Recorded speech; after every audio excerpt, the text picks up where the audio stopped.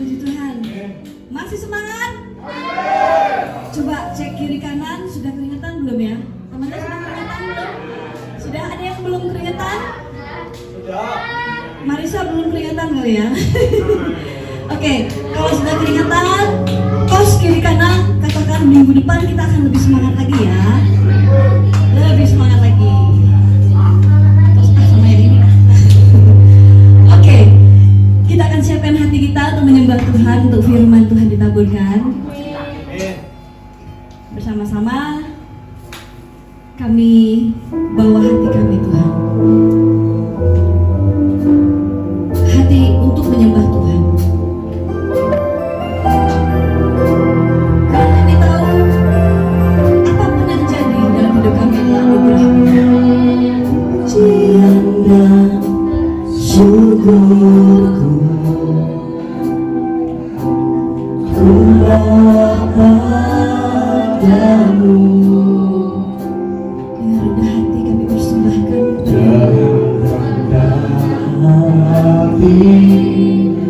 ku persembahkan. Kami sadar semua hanya karena anugerah-Mu Tuhan. Sadar bila ku ada hanya karena anugerah, bukan karena kekuatanku. Sekali lagi, katakan bersama-sama pujian dan syukur. Pujian dan syukurku ku padamu.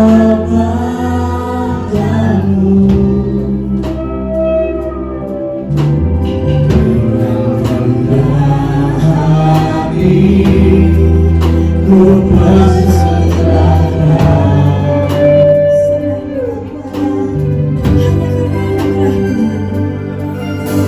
Sadar bila ku ada hanya karena anugerah, bukan karena kekuatanku. Angkat tangan kita bersama-sama. Katakan aku tahu hidupku akan Hidupku adalah penyembahan.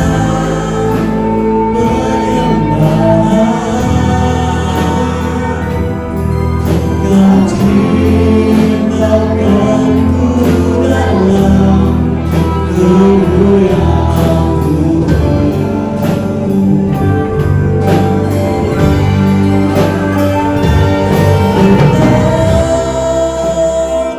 Hidupku berharga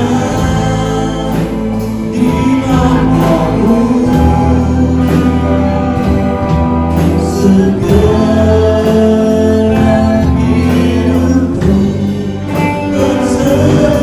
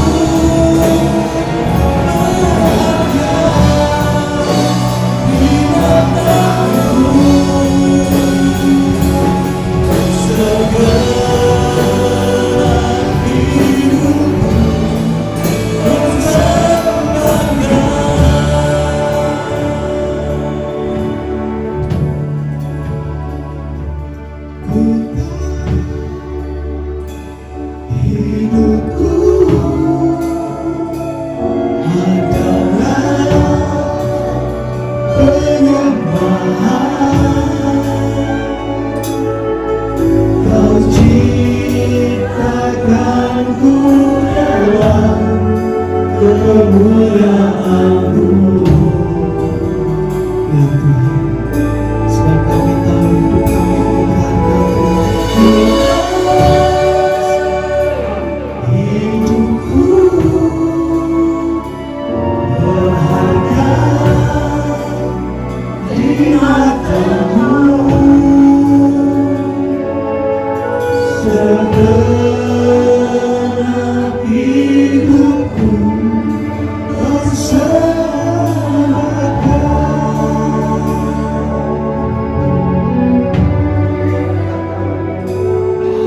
Segenap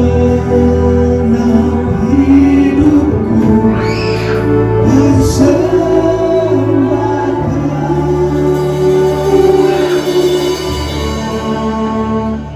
Sebab semua berasal daripada-Mu, dan kami kembalikan semua bagi kemuliaan nama-Mu ya Tuhan. Dan pagi siang hari ini kami datang pada Tuhan dengan segenap hidup kami. Engkau Tuhan yang menilik hati. Engkau yang hadir di tengah-tengah kami. Engkau Jehovah Shammah yang melihat menembus sampai kedalaman dan dasar hati kami. Tuhan, buat kami makin hari dicelikkan mata hati. Engkau mewahyukan diri-Mu lebih lagi. Sebab yang kami inginkan di dunia ini dan kelak sampai kekekalan Engkau saja Tuhan. Dan untuk ini kami ada untuk menyembah-Mu Tuhan. Tuhan Roh Kudus ajar kami terus kenal hati Bapa, melekat dengan hati-Mu ya Tuhan. Oh bicara setiap kami. Sebab hamba-Mu siap mendengar. Tuhan pakai hamba yang serba terbatas ini biar jadi saluran penyambung lidah Tuhan. Sampaikan pesan-Mu dengan kuat. Hidup kami tidak sama lagi di dalam nama Tuhan Yesus Kristus. Kami haus, kami lapar akan firman-Mu, dan firman-Mu berkata kami berbahagia sebab kami akan dipuaskan dengan kebenaran. Di dalam nama Tuhan Yesus Kristus kita semua yang siap sangat diberkati, sama-sama katakan amin. Berikan kemuliaan bagi nama Tuhan. Kita berdiri semuanya, kita sama-sama perkatakan firman Tuhan. Shalom. Berdiri dulu semuanya, kita sama-sama perkatakan firman Tuhan. Yang tidak apa boleh lihat ke depan ya. Kita akan perkatakan hari ini dari Matius. Kita apa? Matius 5 ayat yang ke-8. 1, 2, 3. Matius 5 ayat 8. Berbahagialah orang yang suci hatinya, karena mereka akan melihat Allah. Sekali lagi, Matius 5 ayat 8. Sebentar nih, kalau suaranya kayak belum makan setahun ini ya. Sudah makan semuanya? Kemarin malam minimal sudah makan. Oke? 1, 2, 3. Matius 5 ayat 8. Berbahagialah orang yang suci hatinya, karena mereka akan melihat Allah. Amin. Silakan duduk semuanya. Apa bahagia? Amin. Bahagia kan? Bahagia Pak. Biasanya orang tuh kalau umurnya nambah itu agak sulit, ketawanya agak sulit. Semakin orang usianya masih muda lebih gampang ketawa, betul gak sih?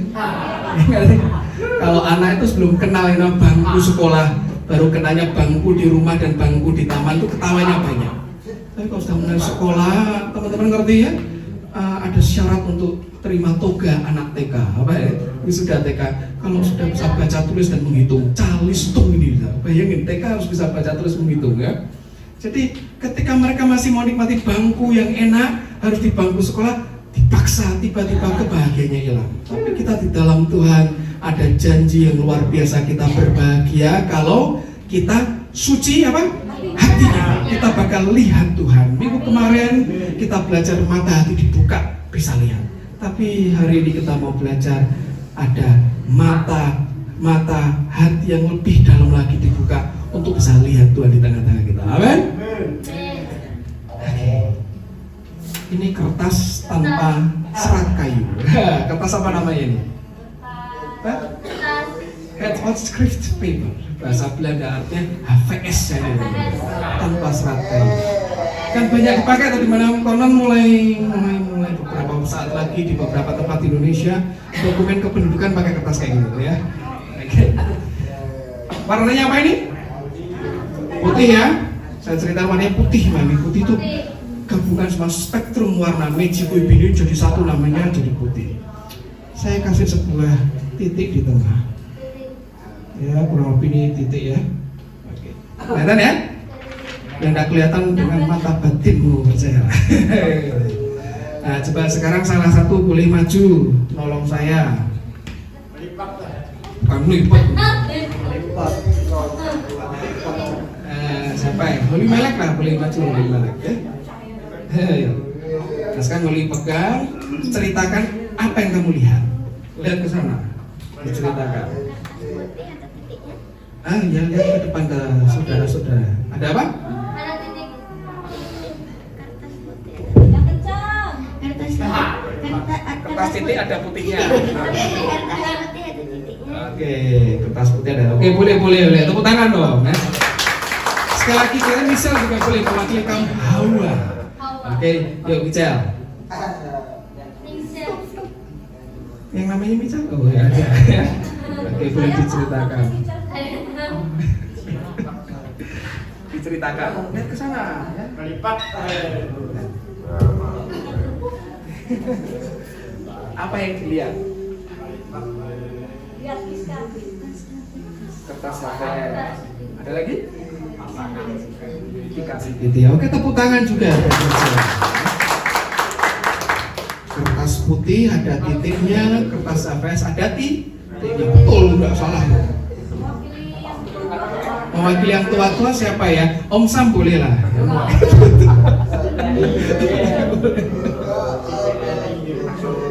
Ya, Om Sam tuh.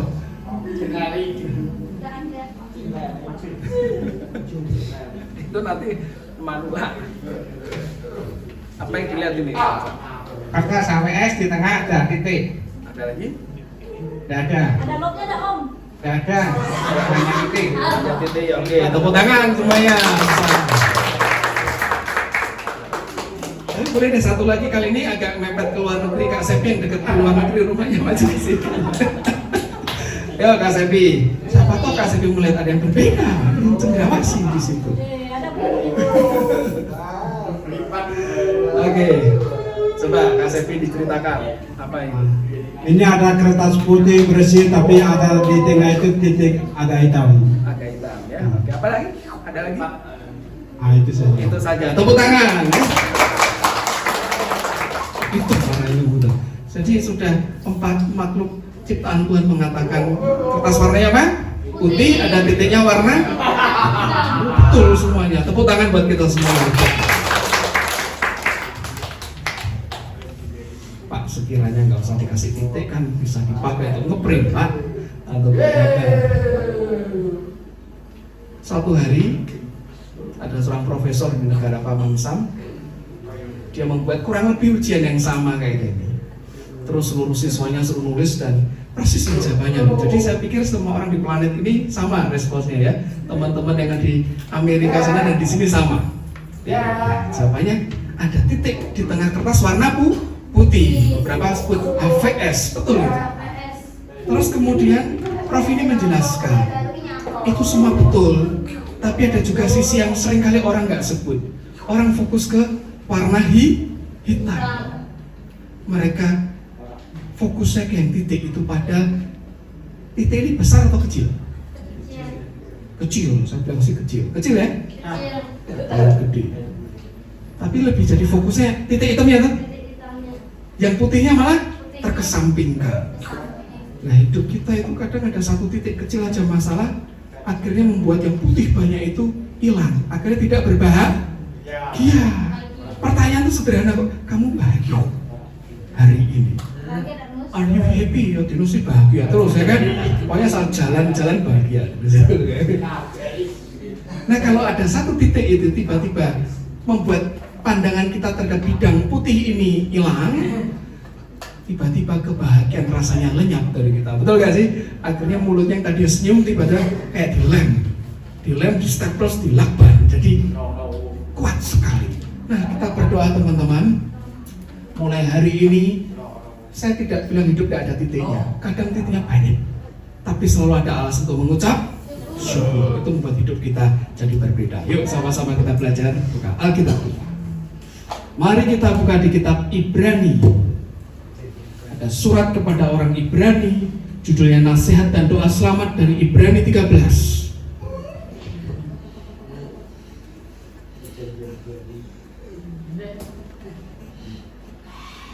Tiba-tiba seorang teman berkata gini, nggak cuma 1, 2, 3, banyak.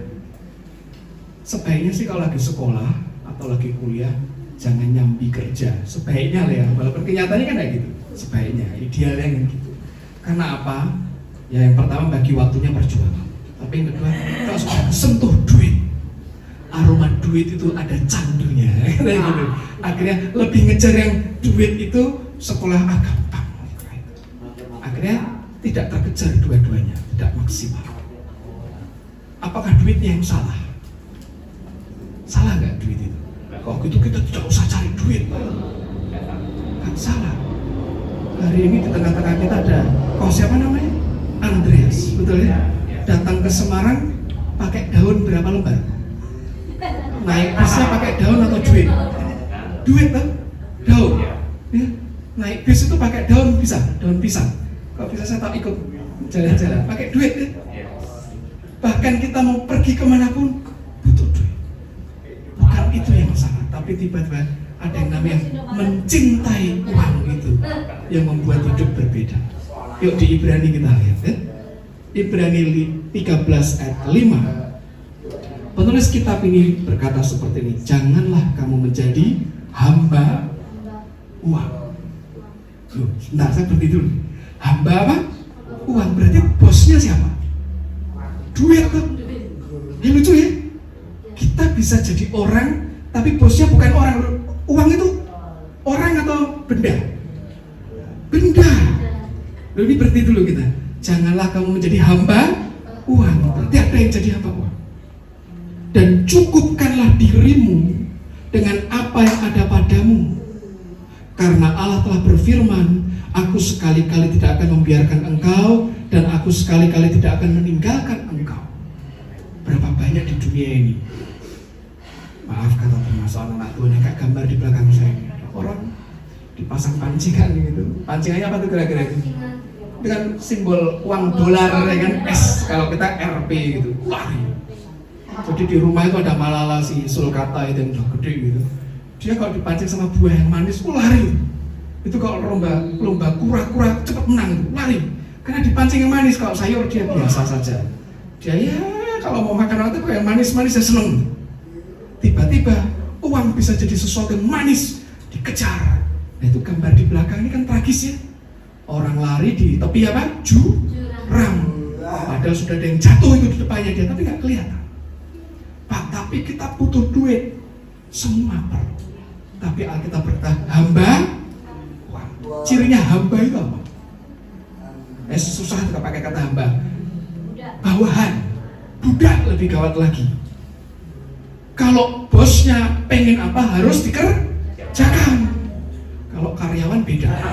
Karyawan ada undang-undang ketenaga kerjaan mengikat. Tapi kalau budak tidak ada haknya. Nah sebetulnya pakai kata budak itu bukan hamba. Jadi kalau duit itu seperti memerintah, harus kejar. Tiba-tiba repot. Tapi penulis kitab ini ngomongin keren sekali. Kita perhatikan. Cukupkanlah dirimu dengan apa yang ada padamu. Saya bacakan dari terjemahan The Amplified.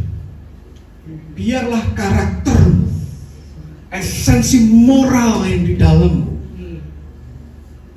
hal alamiah atau sifat alami di dalammu itu merdeka dari semua jenis cinta uang, menarik diri dari ketamakan, dan be financially ethical, etis secara finansial.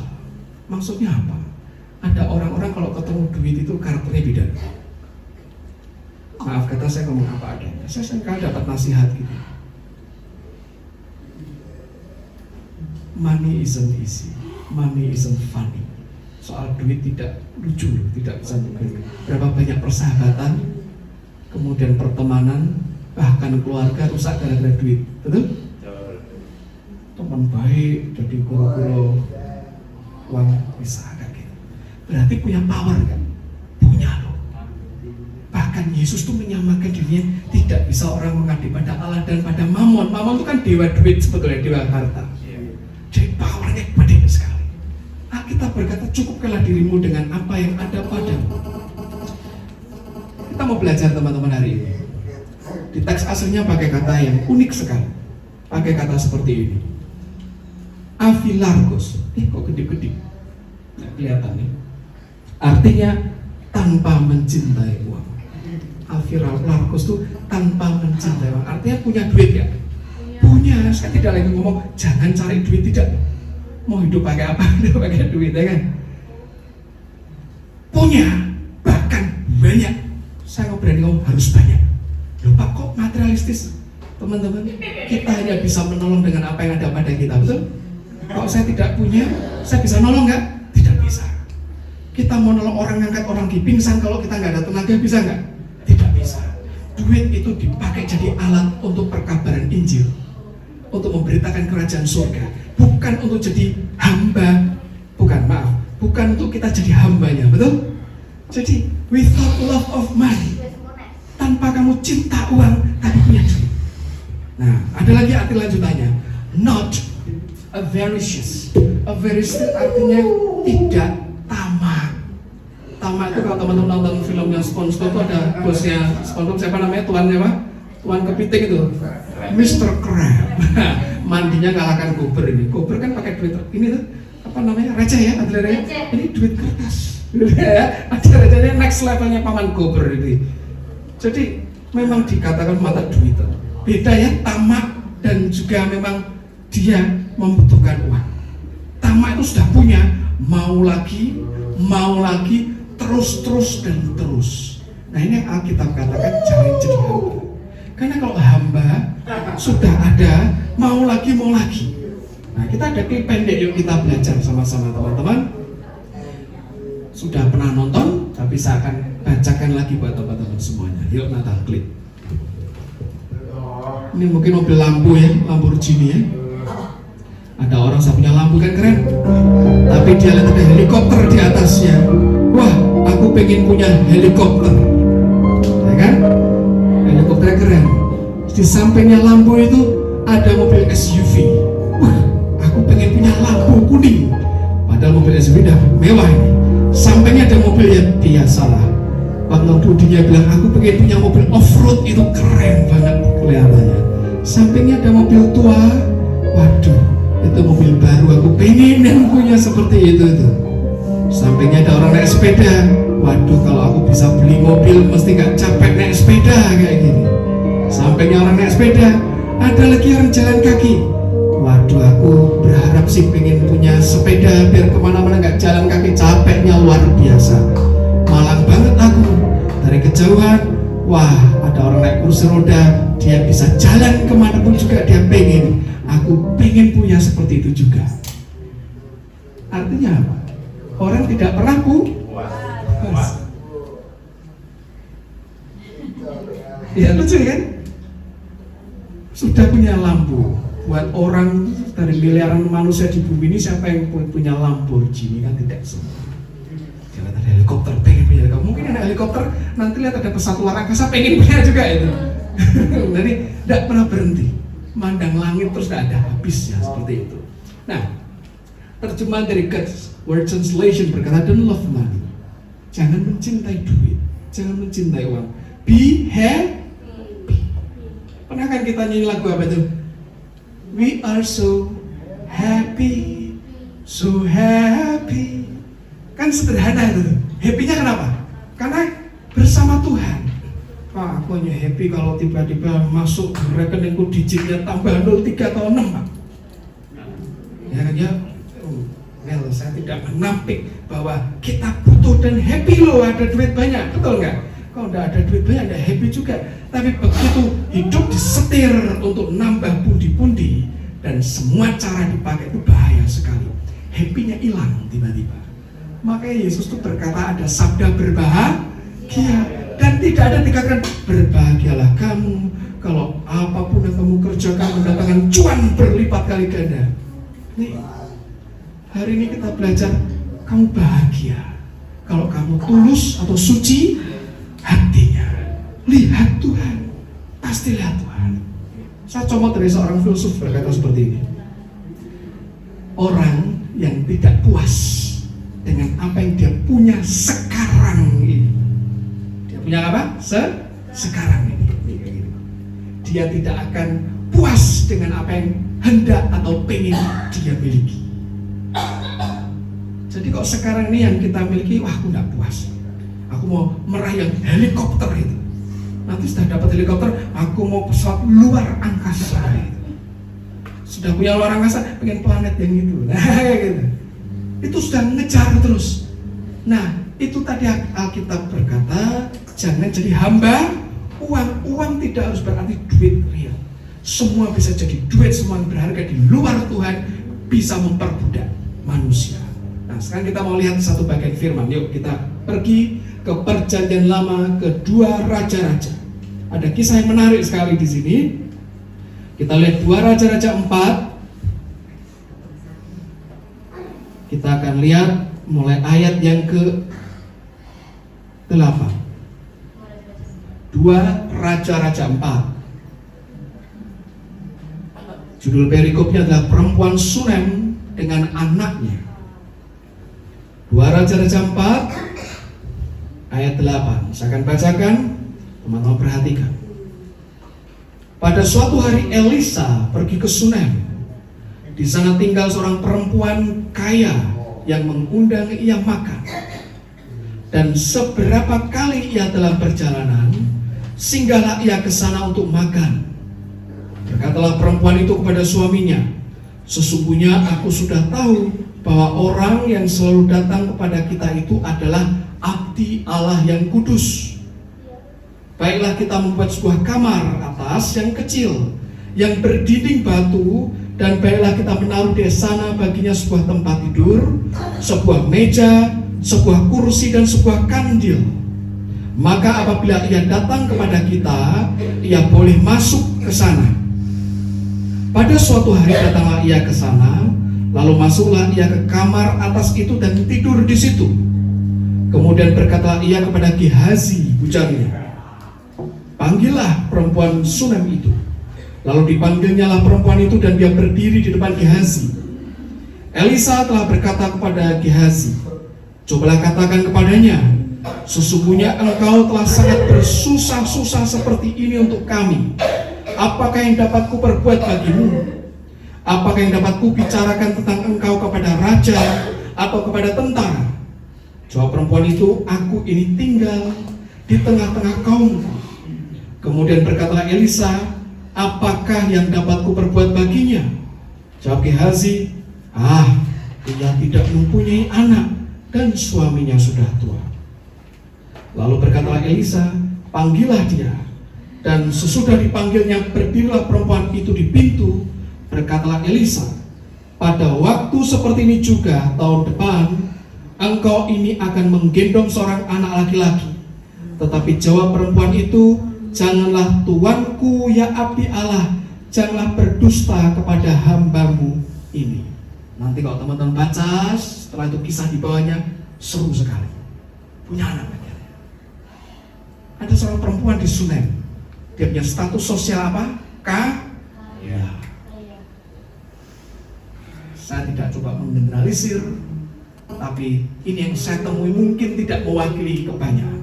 Tapi yang saya temui, kebanyakan orang yang sudah banyak hartanya, itu mereka gampang memberi atau perhitungan memberinya. Gampang memberi atau perhitungan kalau memberi. Perhitungan tuh. Saya ulangi sekali, perkataan saya agak terlalu halus ya. Pelit atau baik membaginya. Tambah banyak artinya tambah apa? Pelit. Loh Pak, kan banyak. susahnya cuma ngasih segini. Lu nggak ngerti, kami berjuang berpuluh-puluh tahun untuk mendapatkan ini. Jadi ini setiap tetes keringat, makanya bau.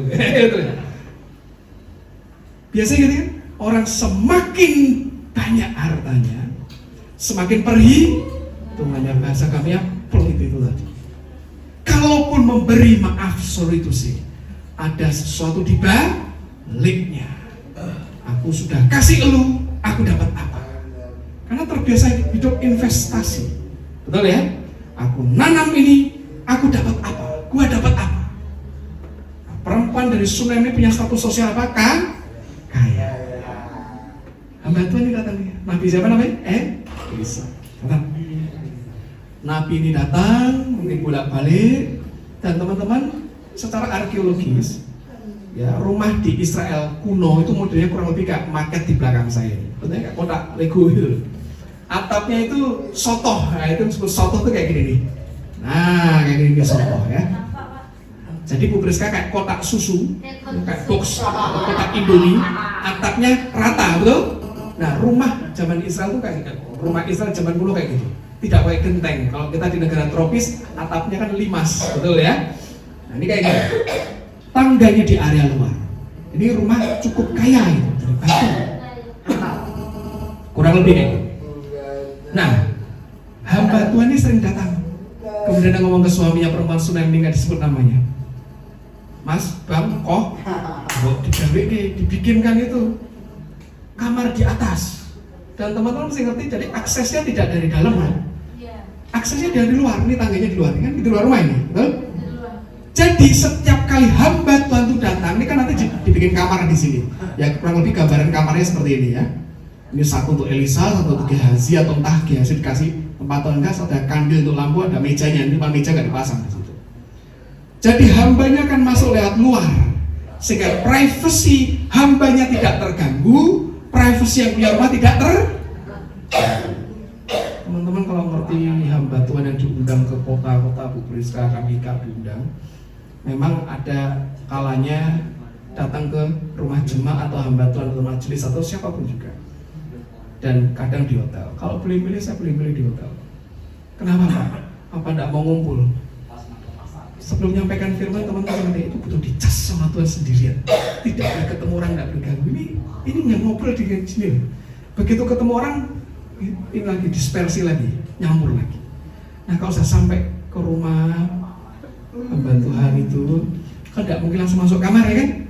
Mesti diajak ngobrol dulu, kadang sudah pelayanan capek jam 12 malam, ditunggu, didoakan, tolong didoakan sampai jam 3 pagi kayak gitu. Loh Pak kan melayani tidak boleh kayak gitu ya Pak? Betul, tapi tetap ini manusia nih, butuh istirahat loh, betul nggak sih? Nah itu paketnya tadi berarti. Perhatikan, perempuan sebenarnya orang kaya, ya, tapi dia tidak menunjukkan ciri-ciri mau dapat itu. Dia sengaja berdiri tetap di atas, hamba Tuhan jangan diganggu. Dia tuh tujuannya mau istirahat aja, jangan dikutak-atik. Sediain makan, sediain fasilitas yang memadai. Teman-teman orang tuh kan tahu bagaimana dia diperlakukan, betul nggak sih? Dia sadar loh, ini yang memperlakukan aku tulus, ada motif di belakangnya, atau ini pura-pura tuh ngerti orang dengar. Apalagi hamba Tuhan, karena hamba Tuhan yang main di dalam sini. Ini di sini komunikasi terus dengan Tuhan, tak. Gitu. Nah suatu hari Elisa ini melihat, maka dia bilang seperti ini ya. Saya bacakan ayat ke-13. Dia pesan lewat bujangnya Gehazi, sesungguhnya engkau telah sangat bersusah-susah. Bersusah-susah aja itu sudah tidak mudah ya kan? Ada lagi sangat bersusah-susah. Ngapain bangun lagi kamar di atas? Oke, harus bangun lagi, butuh uang kan? Butuh dana kan? Loh ini bukan siapa-siapanya loh. Oh, dia hamba Tuhan Pak, sewot dengan hamba Tuhan. Ya, saya ngomong apa adanya. Aku tidak ada kepentingan buat dia. Garis bawah apa kan saya? Kepentingan. Apalagi tidak ada kepentingan. Ya, ini lebih keren lagi. Engkau sudah sangat bersusah-susah. Nah, kita bilang seperti itu. Apakah yang dapat kuperbuat? Bagimu. Ini ditunggu-tunggu. Akhirnya berapa banyak manusia nolong sesamanya supaya nanti ujungnya apa yang bisa kuperbuat bagimu. Apalagi kalau ditolong orang-orang punya posisi, punya jabatan, punya duit banyak, punya pengaruh. Makanya kalau boleh milih, manusia itu nolong yang orang hebat, orang terpandang. Yang tidak bisa nolong balik, nggak usah ditolong. Ya kan kasihan ya kayak gitu ya. Yang tidak berdaya ya nggak akan ada yang nolong. Kita perhatikan lagi. Adakah yang dapat kubicarakan tentang engkau? Perhatikan nih, perhatikan. Kepada raja atau kepada kepala tentara. Berarti Nabi ini punya akses ke kerajaan nggak? Punya akses ke militer nggak? Punya. Ingat ya, zaman dulu posisi penting itu ada 3 dalam skema kerajaan Israel: raja, imam, dan nabi. Jadi posisi kuncinya eksekutif, yudikatif, sama legislatif kepegang semua di sini. Jadi dia lagi ketemu orang hebat sebetulnya. Tapi perhatikan, dari bikin desain rumahnya saja, dia sengaja sudah biar raja nabi lewat luar, jangan di dalam. Di dalam, nabi itu ada kesempatan nggak sebelum naik? Nabi, mohon doakanlah saya. Tolong bisnisku biar laris. Nabi ditiup saja, laris pasti. Bisa kayak gitu? Bisa tuh. Tidak, perempuan ini biarkan keluar, kasih privacy. Tuh, Elisa ini, teman-teman mesti ngerti Nabi itu beda dengan panggilan yang lain ya. Dia kok ngomong belak-belakan. Kalau orang Banyumasan itu bilang caplaka, kayak gitu loh. Apa adanya. Dak. Dia langsung nanya, apa yang bisa aku lakukan? Nanti aku ngomongin ke raja, sama ke kepala pasukan. Ini paket komplit. 2 orang ini bisa ngubah nasib. Betul nggak? Nasib bisa diubah karena kenal dengan raja, kenal dengan pasukan. Saya jelasin sekali lagi. Raja yang menduduki kerajaan itu, betul ya? Undang-undang dia yang bikin. Kerajaan loh, bukan republik. Semua terpusat pada raja. Raja ngomong, kamu bebas pajak seumur hidup. Bebas pajak. Kepala tentara bilang, kamu kulindungi tiap hari ada 1 batalion ngelilingi rumahmu. Beres. Kemana-mana ada aspri, asisten pribadi dan tentara pribadi. Beres nggak? Beres. Perhatikan apa yang dijawab. Jawaban dari perempuan ini.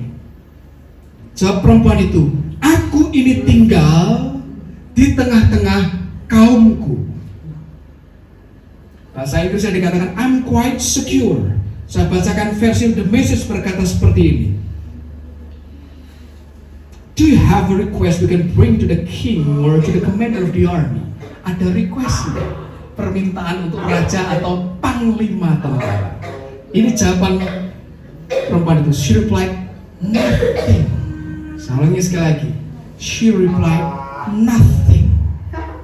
I'm secure and satisfied in my family.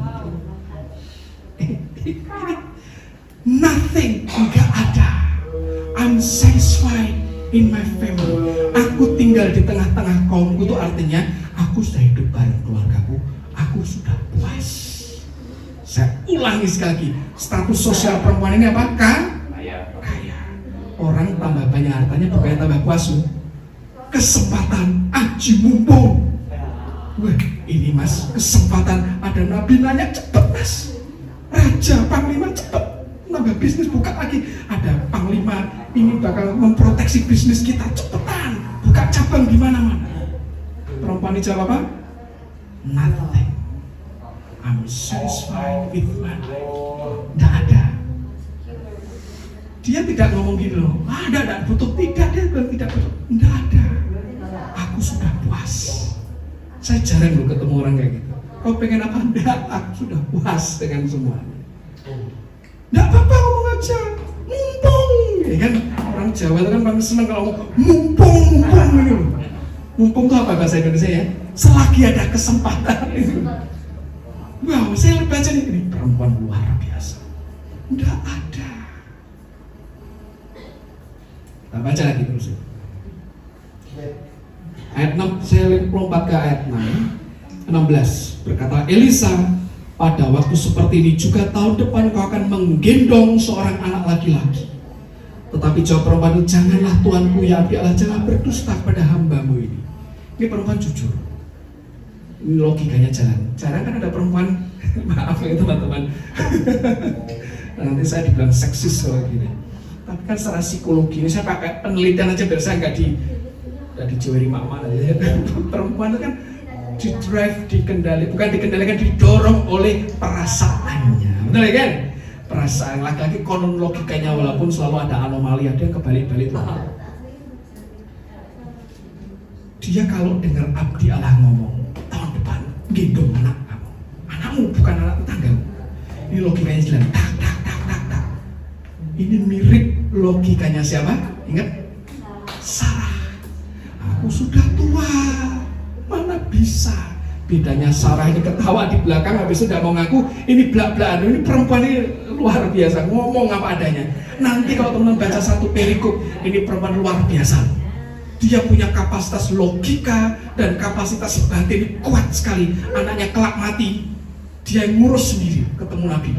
Luar biasa. Tapi dia bilang gini, ayo jangan bohong toh Nabi. Berani ngomong kita sama Nabi, jangan bohong toh Nabi. Mana mungkin aku bisa punya anak. Tapi kenyataannya punya anak gak dia? Punya anak. Dan Nabi gak marah. Sekali lagi kalau hati kita ini tulus ya, tidak ada yang perlu ditakutkan. Amin. Tulus kok. Berbaikilah orang yang suci hatinya, dia lihat Allah. Perempuan ini tulus motifnya. Aku mau nolongin Nabi ini. Ya kasihan ya Ustaz. Dia jalan, dia punya bujang, kelihatannya bujangnya ini kok kayak Joko Sembung, gak nyambungan gitu. Kan kan gitu. Ayo sudahlah, bikinin kamar aja Mas ya. Bangun ke, mana tukangmu tuh, bangun. Dia tidak ada motif supaya nanti aku bisa punya koneksi dengan Nabi. Apalagi sudah ditanyain, banyak orang yang nggak ditanya aja menanya-nanyakan dirinya. Dia tulus dia. Karena dia tulus, dia lihat Tuhan. Tuhan lewat Nabi ini. Apa toh Pak maksudnya apa? Berapa banyak orang kaya di zaman itu dan di Sunan. Cuman Sunan, perempuan di Sunan yang bisa lihat dan menyambut Nabi, menyambut hamba Tuhan. Dia dapat kesempatan. Sekarang kita perhatikan kata-kata Nabi Elisa. Ayat 16 dikatakan, pada waktu seperti ini juga tahun depan engkau akan menggendong seorang anak laki-laki. Teks aslinya kata menggendong hokebet atau embrace, memeluk. Para ahli penafsir Alkitab berkata, hokebet itu jadi kata namanya Habakuk, dan kelak anak ini yang jadi nabi namanya Nabi Habakuk. Dan Nabi ini hidup di zaman ketika Israel ini benar-benar susah sekali. Ini bangsat. Kalau orang Jambi bilang apa ya? Bengaknya luar biasa. Tegar, tengkuk. Orang Semarang punya kata dablek. Ini mungkin levelnya di atas dablek ini. Sehingga dia ngomong, aduh, Tuhan susah banget. Tapi ini Nabi dipakai Tuhan.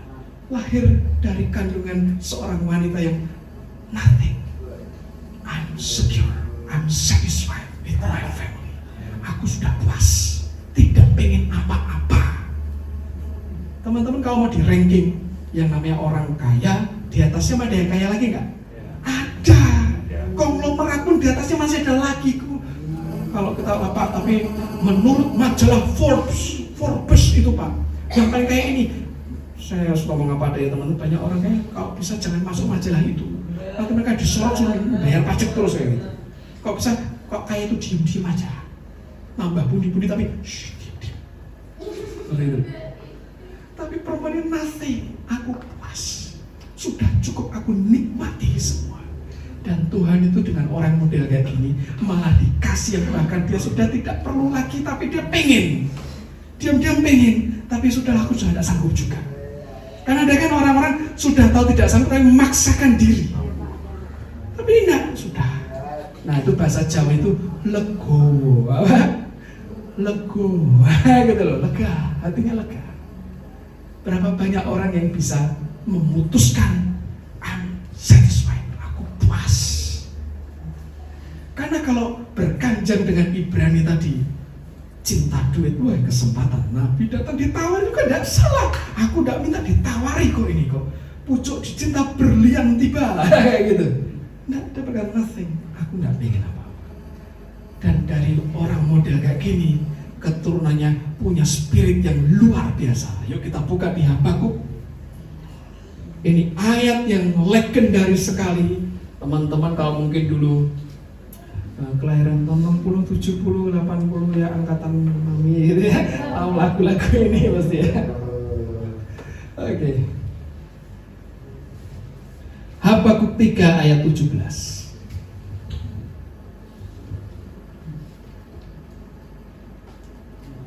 Waktu saya baca ini saya berkata, aduh Tuhan, tidak gampang.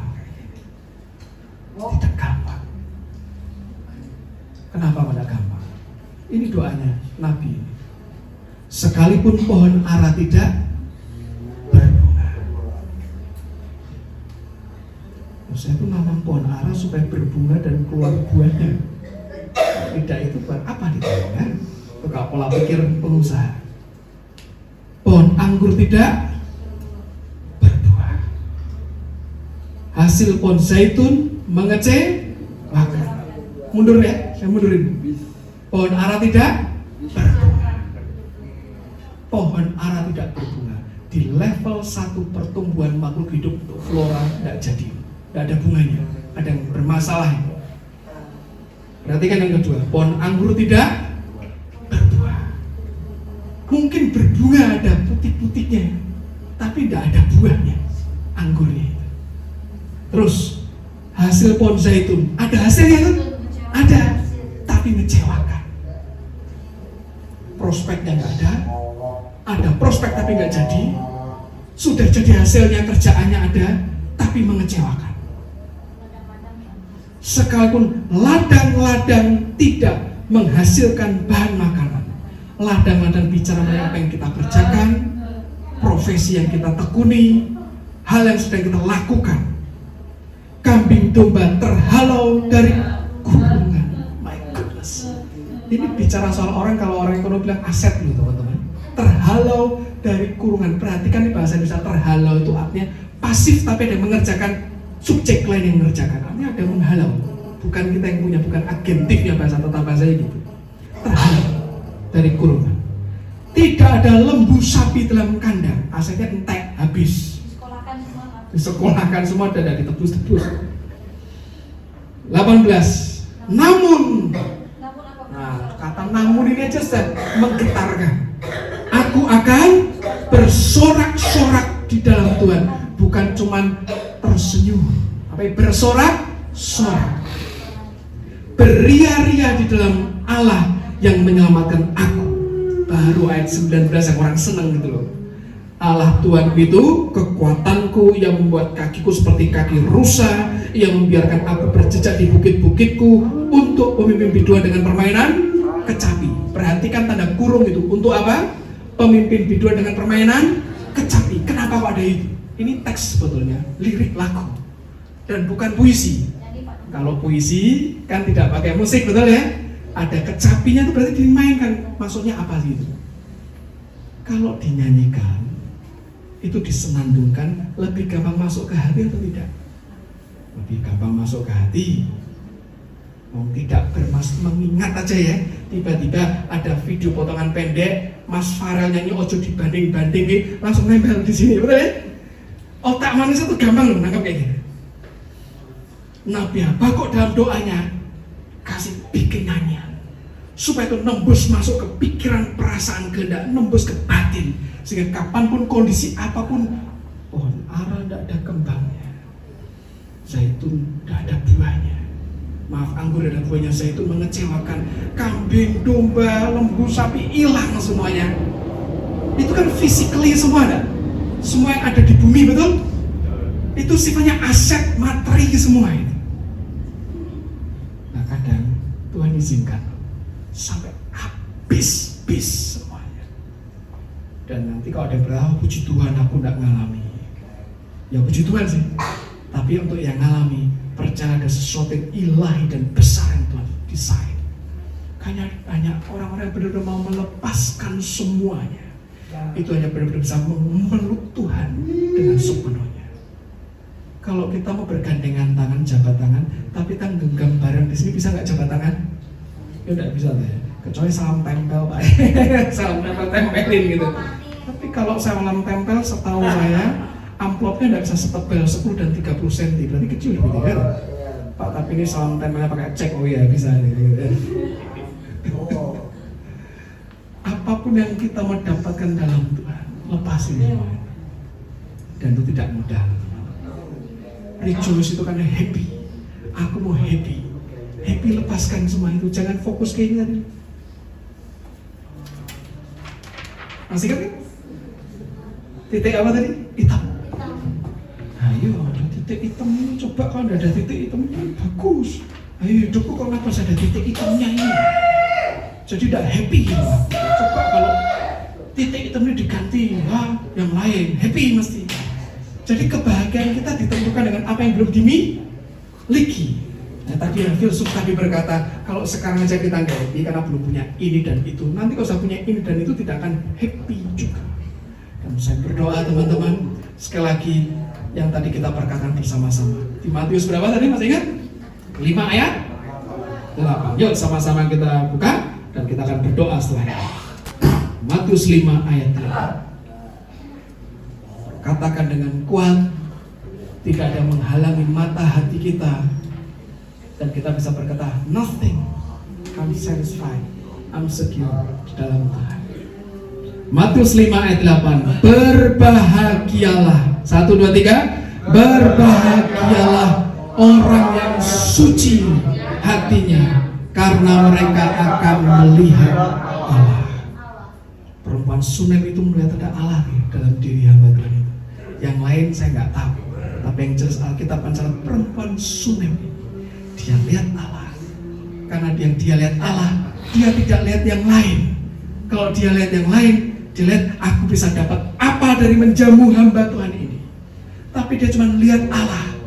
Akhirnya dikatakan, aku kasih kamu peluk yang selama ini kamu berpikir tidak pernah bisa kau peluk. Dan yang kau peluk itu kelak jadi orang yang luar biasa, menggembalakan bangsa ini balik ke Tuhan meski kondisinya tidak memungkinkan. Saya berdoa teman-teman, kita bahagia. Amin. Bahagia. Tinggalin semua yang mengerikan di belakang. Happy di dalam Tuhan. Anak Tuhan wajahnya jangan sepet-sepet semua kayak gitu ya. Menurut saya kecuali ada yang punya hal khusus, kalau makan buah yang sepet-sepet biasa diapain? Semarang bilang dilepeh. Oh dilepeh apa? Bahasa Jambinya apa namanya? Dilepeh itu. Wah kecup. Wih pahit ini. Dimuntahkan. Kalau muntah ada di mulut, di dalam perut ya. Dimuntahkan. Tapi kalau dimuntahkan itu kan dilepeh nggak ada ya. Kalau dilepeh itu baru dikunyah dikit loh, atau baru dikeras keluar jus buahnya, pahit, buang. Saya berdoa kita semua, orang melihat kita yang dari jauh, hadirat Tuhan terasa. Haleluya. Teman-teman, sekali lagi sebelum selesai, ini gereja namanya Jehovah Shammah. Sekian tahun yang lalu sebelum tempatnya dimulai, Tuhan kasih nama itu, tempat namanya Jehovah Shammah. Tuhan hadir di sana. Nah, kalau Tuhan hadir di sini nih sekarang kita ada, dan kita hadir datang pada Tuhan dengan hati yang ngaco semuanya sendiri, kita yang rugi. Tuhan sih nggak rugi. Dia sumber hayat, sumber hidup. Kita datang bawa problem, pulang keluar bawa problem lagi. Percayalah kalau kita datang pada Tuhan itu diberesin dengan aja begitu. Amin. Kita tutup Alkitab, berdoa. Terima kasih buat firman-Mu ya Tuhan. Kami minta hati yang terus setia sampai akhir. Nothing yang kami inginkan selain Engkau saja ya Tuhan. Bukan hal-hal materi di bumi yang kami kejar, tapi hadir-Mu Tuhan yang buat semuanya jadi luar biasa. Yang kami kerjakan Tuhan yang menyertai, sehingga anugerah-Mu limpah dalam hidup kami. Semakin kami nikmati hari demi hari, dimeteraikan firman kebenaran dalam batin kami. Hidup kami makin diubahkan, benih firman tumbuh jadi tanaman ilahi. Dalam nama Tuhan Yesus kami mengucap syukur. Amin. Amin. Tuhan sudah memberkati. Berikan tepuk tangan untuk hambanya yang sudah memberikan firman. Kita mau nyanyi lagu itu ya, lagu yang Habakuk itu. Ada yang tahu lagunya pasti, Mister Andi tahu kali ya. Dari kunci apa ya Mister? Yang bukan yang slow loh Mister. Kunci apa ya? Caca. Ya, yang Caca.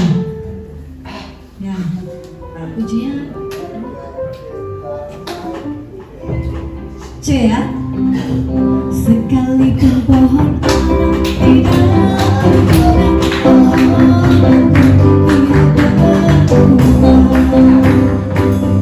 Hasil pohon zaitun mengejutkan sekali bulan menghasilkan.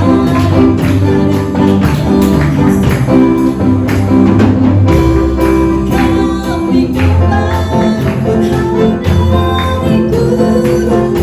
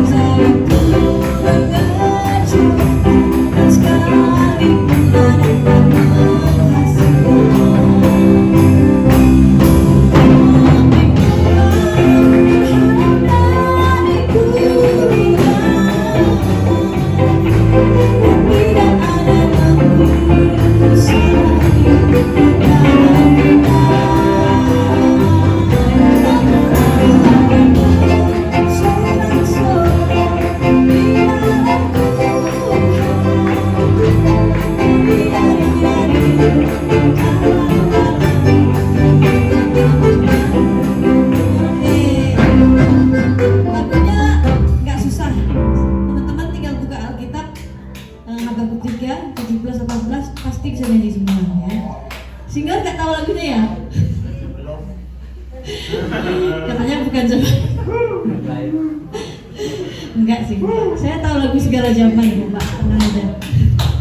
Sebagai seorang single, kamu harusnya tahu lagu segala zaman. Tahu Nus lagunya Nus? Kita nyanyi sekali lagi, mau? Tim, sudah hafal Tim? Belum ya? Yuk, dari C ya.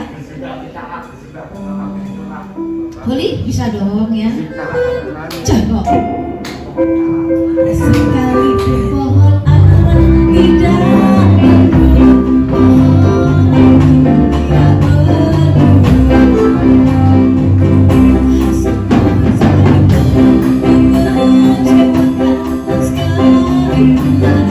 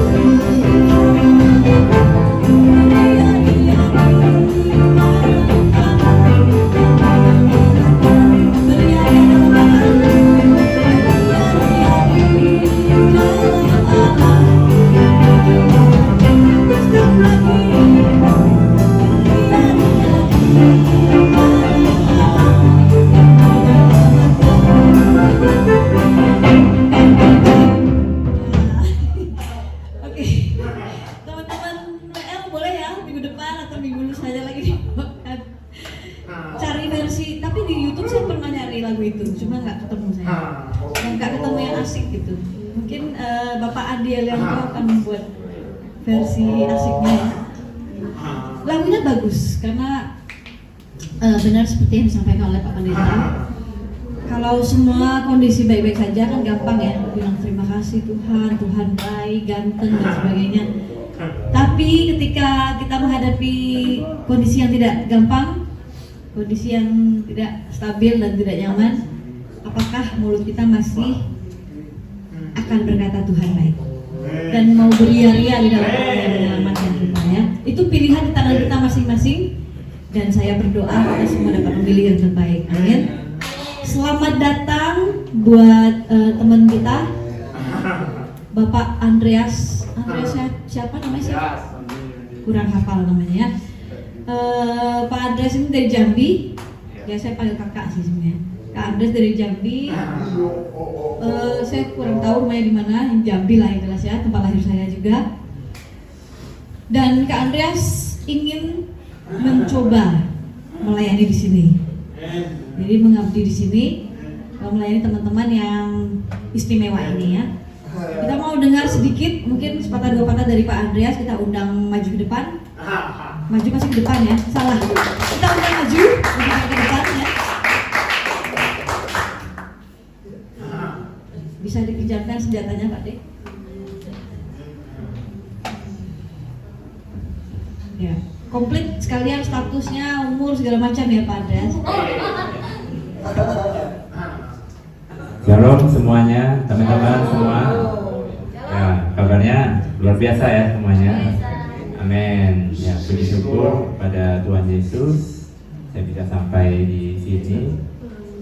Saya asalnya dari kota Jambi. Untuk usia saat ini 38 tahun. Ya, orang tua tinggal mama saja. Ya, sama keluarga tinggal dua adikku. Juga bergabung di sini, mendapat keluarga yang baru dengan teman-teman di sini. Ya, aku bawanya happy aja. Ya, enjoy aja sih. Ya, nggak mikir apa-apa aja. Ya, penting bisa berteman bersama siapapun dengan teman-teman di sini. Ya,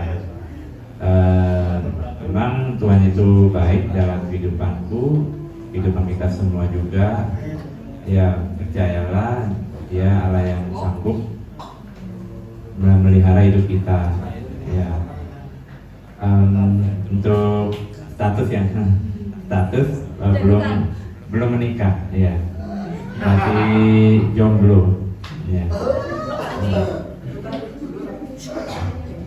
Jom. Ya, ada. Cukup sekian. Terima kasih Kak Andre. Terima kasih. Coba teman-teman bawa pempek ya. Dari Jambi soalnya ya. Oke. Selamat pagi, siang, sore, malam juga buat teman-teman yang ada di YouTube KJS Worship. Terima kasih untuk subscribe-nya, terima kasih untuk share-nya, terima kasih untuk komennya. Maaf kami kadang-kadang tidak bisa rutin untuk upload ibadah-ibadah, tapi kami akan tetap berusaha yang terbaik yang kami bisa lakukan. Kami berharap setiap video-video kami jadi berkat bagi semua yang menontonnya. Yang lemah dikuatkan, yang susah dihiburkan, dan yang sakit disembuhkan. Baik, kita akan akhiri ibadah kita, dan saya undang kita semua bangkit berdiri.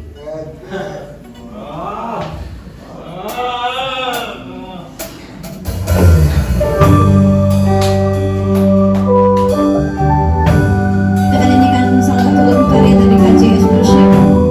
Kami harap jadi berkat buat semuanya.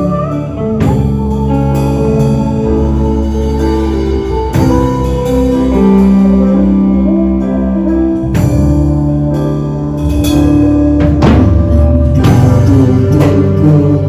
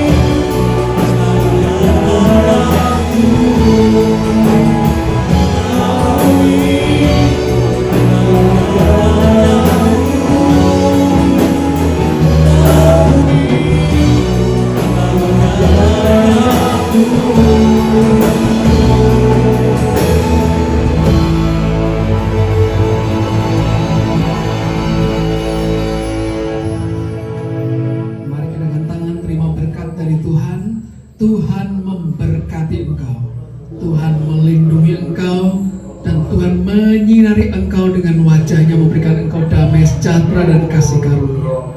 Kami terima semua penyediaan yang limpah itu Tuhan dalam hidup kami. Dimeteraikan dalam nama Tuhan Yesus. Semua yang kami kerjakan Tuhan buat berhasil dan beruntung. Sepanjang pekan ini hati kami terus lekat pada Tuhan. Kami berbahagia sebab hati kami hanya tertuju pada Tuhan, bukan pada dunia ini. Kami mengucap syukur anugerah-Mu dicurahkan seperti hujan yang tidak pernah berhenti dalam hidup kami. Dalam nama Tuhan Yesus dimeteraikan jadi sekarang dan amin. Kita semua yang sangat diberkati, sama-sama katakan amin. God bless you all. Selamat hari Minggu dan Tuhan Yesus memberkati.